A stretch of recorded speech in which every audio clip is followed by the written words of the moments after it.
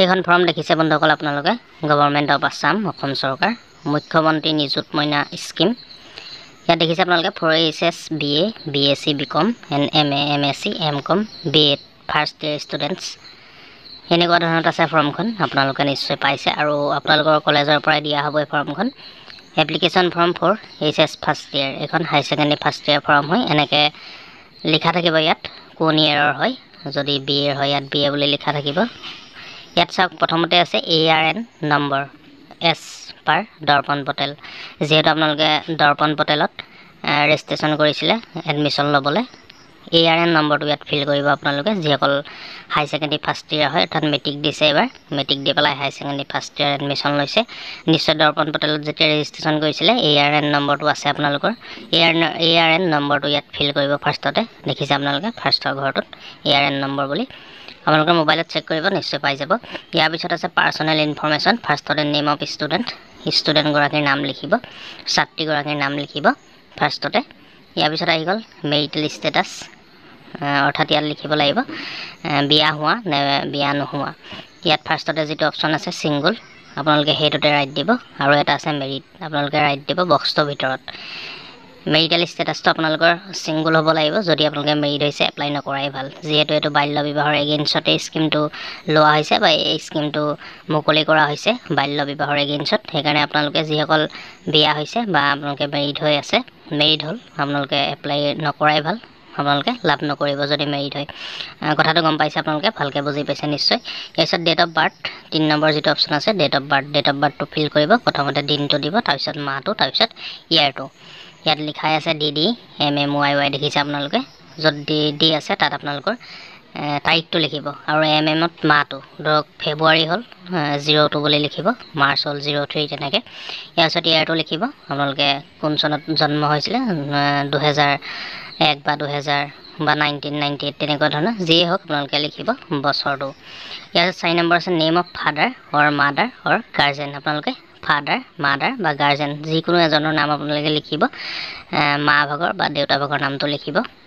ইয়াৰ পিছত 5 নম্বৰ আহিছে ৰিলিজন আপোনালোকৰ ৰিলিজনটো কি হয় অৰ্থাৎ আপোনালোকৰ ধৰ্ম কি হয় ধৰ্মটো আপোনালোকে লিখিব ইয়াৰ পিছত 6 নম্বৰত আছে মোবাইল নম্বৰটো আপোনালোকে শুদ্ধকৈ দিব দেখিছে আপোনালোকে 6 নম্বৰ যিটো অপশ্যন আছে মোবাইল নম্বৰটো শুদ্ধকৈ ফিল কৰিব ইয়াৰ পাছত 7 নম্বৰটো আছে এড্ৰেছ আপোনালোকৰ এড্ৰেছটো শুদ্ধকৈ দিব ফুল এড্ৰেছ দিব ইয়াত ভিলেজৰ টাউনৰ চিটি দেখিছে আপোনালোকৰ যি হয় গাঁও যদি হয় গাঁৱৰ নামটো দিব যদি টাউনৰ হয় আপোনালোকৰ টাউনৰ নামটো দিব চিটি নামটো দিব তাৰপিছত পিন কোড আছে সাইডত পিন কোড নম্বৰটো দিব আপোনালোকৰ পিন কোড কি হয় ইয়াৰ পিছত ব্লকৰ মিউনিচিপালিটি অৰ টাউন কমিটি আপোনালোকৰ কি পৰে যদি ব্লক পৰে ব্লকৰ নাম দিব মিউনিচিপালিটি পৰে মিউনিচিপালিটি দিব আৰু টাউন কমিটি যদি পৰে টাউন কমিটিৰ নামটো দিব ইয়াৰ পিছত পুলিচ ষ্টেচন আপোনালোকৰ পুলিচ ষ্টেচন অৰ্থাৎ PS কি পৰে আপোনালোকে সেইটো দিব পুলিচ ষ্টেচনৰ নামটো আপোনালোকে ফিল কৰিব ইয়াৰ পিছত ডিষ্ট্ৰিক্টটো আপোনালোকৰ ফিল কৰিব ইয়াৰ পিছত 8 নম্বৰটো আছে আধাৰ কাৰ্ড নম্বৰ যদি এভেইলেবল অৰ্থাৎ যদি আপোনালোকৰ আধাৰ কাৰ্ড আছে তেতিয়া দিব আধাৰ কাৰ্ড নাথাকিলে আপোনালোকে আধাৰ নম্বৰটো দিব নালাগে যদি আপোনালোকৰ আধাৰ কাৰ্ড আছে আধাৰ কাৰ্ড নম্বৰটো দি দিব 8 নম্বৰ অপশ্যনটো দেখিছে ইয়াৰ পিছত 9 নম্বৰটো আহি গ'ল নেম অফ LAC অৰ্থাৎ নেম অফ LAC মানে আপোনালোকৰ বিধানসভা সমষ্টি কি পৰে সেইটো আপোনালোকে ফিল কৰিব 9 নম্বৰ ঘৰত আপোনালোকৰ বিধানসভা নামটো দি দিব ইয়াৰ পাছত আছে এডুকেশ্যনেল ডিটেইলছ আপোনালোকে এডুকেশ্যনেল ডিটেইলছখিনি আপোনালোকৰ ফিল কৰিব ফাৰ্ষ্টতে আছে 1 নম্বৰতে name of the institution from which pass অৰ্থাৎ আপোনালোকে কোনটো ইনষ্টিটিউশ্যনৰ পৰা পাছ কৰিছে অৰ্থাৎ আপোনালোকে কোনখন স্কুলৰ পৰা বা কোনখন কলেজৰ পৰা আপোনালোকে পাছ কৰিছে তাৰ নামটো দিব লাগিব আপোনালোকে যদি আপোনালোকৰ ফাৰ্ষ্ট ইয়েৰৰ ছাত্ৰী এপ্লাই কৰি আছে যদি ফাৰ্ষ্ট ইয়েৰ ছাত্ৰী হয় ধৰক এবাৰ ফাৰ্ষ্ট ইয়েৰ এডমিশ্যন লৈছে তেন্তে স্কুলখনৰ নামটো দিব কোনখন স্কুলৰ পৰা পাছ কৰিছে আৰু যদি আপোনালোকৰ কোনোবা হাই ছেকেণ্ডেৰী পাছ কৰি পেলাই BA এডমিশ্যন লৈছে BA কাৰণে এপ্লাই কৰিছে তেন্তে আপোনালোকৰ হাই ছেকেণ্ডেৰী কলেজখনৰ নামটো দিব ইয়াৰ পিছত 2 নম্বৰটো আছে লাষ্ট এক্সামিনেশ্যন পাছ যদি আপোনালোকে মেট্ৰিক পাছ কৰি পেলাই হাই ছেকেণ্ডেৰী ফাৰ্ষ্ট ইয়েৰ এডমিশ্যন লৈছে তেন্তে আপোনালোকে মেট্ৰিক পাছ বুলি দিব SSLC বুলি আৰু কোন ইয়েৰত আপোনালোকে পাছ কৰিছিলে অৰ্থাৎ কোন চনত আপোনালোকে পাছ কৰিছিলে চনটো দি দিব ইয়াত যিটো ইয়াৰ আছে সেইটো চনটো আপোনালোকৰ ফিল কৰিব তাৰপিছত ৰোল নং আছে আপোনালোকৰ ৰোল নংটো চাই ল'ব এডমিট কাৰ্ডত লাষ্ট যিটো আপোনালোকৰ এক্সাম দিছিলে লাষ্ট যিখন এডমিট কাৰ্ড আছিলে এক্সামৰ আপোনালোকৰ তাত লিখা থাকিব আপোনালোকে চাই ল'ব যদি আপোনালোকে মেট্ৰিক দিছিলে লাষ্ট যদি এতিয়া যদি আপোনালোকে ফাৰ্ষ্ট ইয়েৰত এপ্লাই কৰি আছে বা ফাৰ্ষ্ট ইয়েৰ এডমিশ্যন লৈ এপ্লাই কৰিছে আপোনালোকে তেন্তে মেট্ৰিকত আপোনালোকৰ ৰোল নং কিমান আছিলে ৰোল নংটো দিব লাষ্ট এক্সাম যিটো দি আপোনালোকে এডমিশ্যন ল'লে লাষ্ট এক্সাম তোৰ এডমিট কাৰ্ডখন চাই ল'লে আপোনালোকে ৰোল নংটো গম পাব নিশ্চয় ইয়াৰ পিছত 3 নম্বৰটো আছে name of institution currently enroll in, অৰ্থাৎ এতিয়া আপোনালোকে কোনটো ইনষ্টিটিউশ্যনত বা কোনখন কলেজত আপোনালোকে পঢ়ি আছে বৰ্তমান সেই কলেজখনৰ নামটো আপোনালোকে ইয়াত দিব, যিটো 3 নম্বৰ অপশ্যন আছে name of institution currently enroll in. ইয়াৰ পাছত C নম্বৰকেইটা আহিছে বেংক ডিটেইলছ, আপোনালোকে দেখিছে C নম্বৰ যিটো ভাগ আহিছে সেইটো বেংক ডিটেইলছ আপোনালোকে ফিল কৰিব লাগিব। 1 নম্বৰত আছে একাউণ্ট নম্বৰ, আপোনালোকৰ একাউণ্ট নম্বৰটো দিব। 2 নম্বৰৰ IFSC কোড, আপোনালোকৰ IFSC কোডটো ফিল কৰিব, আপোনালোকৰ বেংকৰ যিটো IFSC কোড হয় সেইটো ফিল কৰিব। 3 নম্বৰত একাউণ্ট হোল্ডাৰ নেম, আপোনালোকৰ নাম লিখিব, অৰ্থাৎ একাউণ্টটো যাৰ নামত আছে নিশ্চয় যিগৰাকী ছাত্ৰী এপ্লাই কৰিছে তেওঁৰ নামে লিখিব লাগিব, আপোনালোকৰ নামটো লিখিব। ইয়াৰ পিছত বেংক নেম, আপোনালোকৰ বেংকটো কি বেংক হয়, একাউণ্টটো কোন বেংকত আছে, আপোনালোকৰ কোন বেংকৰ একাউণ্ট হয়, বেংক নেমটো লিখিব 4 নম্বৰত। ইয়াৰ পিছত ছাইডত যিটো ব্ৰাঞ্চ অপশ্যন আছে আপোনালোকৰ ব্ৰাঞ্চটো লিখিব, বেংকৰ যিটো ব্ৰাঞ্চ হয় ব্ৰাঞ্চটো ফিল কৰিব। ইয়াৰ পিছত ছিগনেচাৰ, ইয়াত 3টা ছিগনেচাৰ আছে দেখিছে আপোনালোকে। প্ৰথমৰ ছিগনেচাৰটো হ'ল হেড অফ দ্য ইনষ্টিটিউশ্যন, কলেজৰ প্ৰিন্সিপালে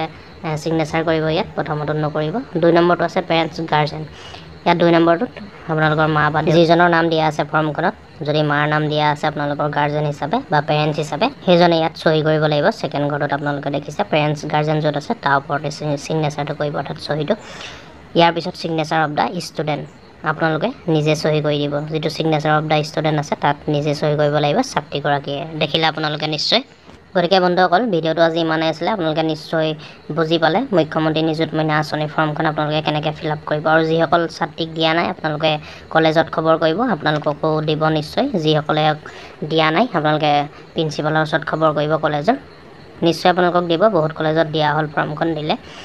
আৰু কেনেকৈ ফিল আপ কৰিব আপোনালোকে দেখিলে, ষ্টেপ বাই ষ্টেপ ফিল আপ কৰিব ভিডিঅ'টো চাই। আৰু যদি কিবা কনফিউজ হৈ আছে এতিয়াও আপোনালোকে নিশ্চয় কমেণ্ট কৰি জনাব, মই আপোনালোকক কমেণ্টৰ ৰিপ্লাই দিম। আপোনালোকক যদি কিবা অসুবিধা হয় মই কমেণ্টৰ জৰিয়তে জনাই দিম, আপোনালোকে নিশ্চয় কমেণ্ট কৰিব যদি এতিয়াও কনফিউজ হৈ আছে। আৰু আপোনালোকে চাই ফিল আপ কৰিব। আৰু আকৌ এবাৰ মই কৈছোঁ বন্ধুসকল, যিসকল ছাত্ৰীক দিয়া নাই ফৰ্মখন আপোনালোকে নিশ্চয় কলেজত খবৰ কৰিব, অতি সোনকালে আপোনালোককো দিব। গতিকে ভিডিঅ'টো চাই যদি ভাল পালে লাইক কৰিব, কিবা সুধিবলগীয়া থাকিলে আপোনালোকে নিশ্চয় কমেণ্ট কৰি জনাব।